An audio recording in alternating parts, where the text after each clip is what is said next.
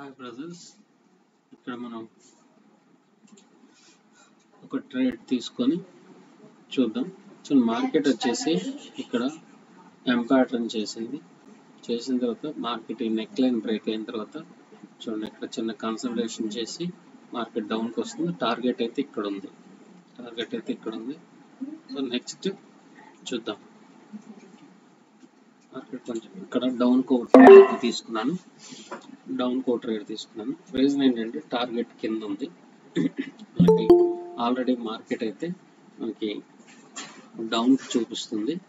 So ఇక్కడ చూడండి, ఎం pattern చేసింది, లోయర్ లో చేసుకుంటూ వచ్చింది, టార్గెట్ కింద ఉంది కాబట్టి ఇక్కడ నేను ట్రేడ్ తీసుకున్నాను.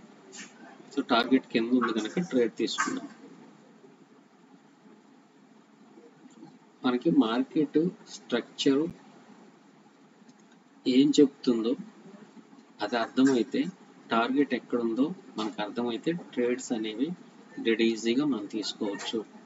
ముందు మనకి తెలియాల్సింది మార్కెట్ ఏ ట్రెండ్ వెళ్తుంది, టార్గెట్ ఎక్కడుంది, ఏ ప్యాటర్న్ చేసింది, ఆ ప్యాటర్న్ మనకి ఏం చెప్తుంది, దానికి తగ్గట్టు లెవెల్స్ తీసుకొని మనం ట్రేడ్కి వెళ్ళాలి. చూడండి, ఇక్కడ ట్రేడ్ తీసుకున్నాను, ఈజీగా విన్ అయింది.